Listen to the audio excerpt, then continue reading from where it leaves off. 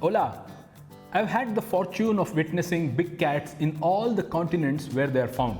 Tigers, leopards, lions, pumas, cheetahs across Asia, Africa and South America. But one big cat we'd love to refer to as the phantom of the wetlands. The jaguar is a cat like nothing else. In fact, a dozen years ago, when I first did an exploratory trip to Brazil, I had no idea how the experience would be. Is it really easy to find one? People say it's so secretive. How am I going to shoot or spot one in a few days? Even if I spot, would it just be a glimpse or a record opportunity? Or would I really be able to make photographs and then host guests to this country in the coming years was a big question. I spent nearly 18 days in this wonderland called the Pantanal in 2010, and when I went to learn about this place, I had a great time. Pantanal is a large expanse of land, for reference, as big as Karnataka in India, the state where I come from. So finding a few big cats in such a vast area didn't seem like a cakewalk. But over the years, I've learned however rare and secretive some animals are, there surely would be some place on earth where it must be easy to find them. So is it the Pantanal where we can find jaguars easily? I wondered.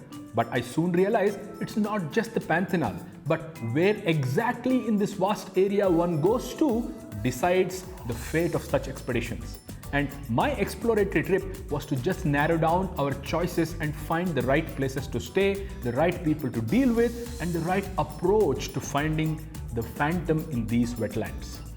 I welcome you to this paradise where you won't just spot jaguars by the rivers hunting caiman or capybara, but also enjoy sighting a plethora of birds like macaws, storks, kingfishers, toucans, harriers, skimmers, flycatchers, and some really exotic birds like the putus as well.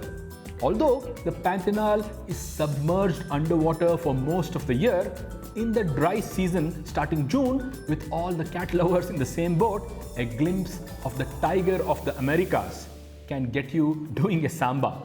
And so you're likely to experience photographic satisfaction from eclectic sources, including at least 7 species of mammals, 2 varieties of reptiles, and virtually countless species of birds. South America's second largest land mammal is no less an object of intrigue. The South American tapir, which can live up to 30 years if a jaguar doesn't bite its lifespan short. Looks like a developing elephant nipped in the bud and finished with years of a hippopotamus. But all comparison ends there, as this precious species inhabits an altogether different continent, fighting its vulnerability to extinction. The endangered giant river otter brings up the trio of glossy brown-coated mammals.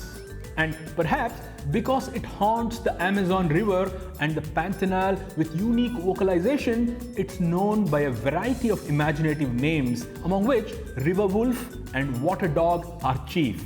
But when periscoping in the midst of a fishing hunt, it most closely resembles a limited aquatic edition of a meerkat perhaps. Reptilian attractions are not trivial in the very least. While anacondas, who can swallow down prey as big as marsh deer and as unwieldy as caiman, are seen in the swamps, the caiman themselves are material for intriguing observation and rewarding photography as they lie close to water hyacinth or on a stunted tree stump looking like living fossils. And then there are the lovely birds that are known to have roughly the same effect on man as trance music perhaps. Toucans, with their garden scissor-sized beaks and beautifully colored eyes and necks, the astounding red and green macaws and hyacinth macaws in their resplendent plumes, and the Amazon kingfisher lead the aero show, while the sight of a jabiru stork tending to her young on the nest in the midst of sensational baby pink piua flowers provides the kind of moments that life is worth living for. But the weirdest of them all is the giant anteater, the largest species of anteater anywhere in the world, the best chance to see which lies on this tour to Bonito. Although Its diet is composed of the minuscule creatures that ants and termites are. It can grow up to 7 feet in length and is one of the few mammals with absolutely no teeth, for the simple reason that it doesn't need any. Its peculiar looks, however, are bound to yield images with a cutting bite. Finally, the showcase species, the capuchin and howler monkeys, ensure that touring a place with lofty expectations was truly never so justified.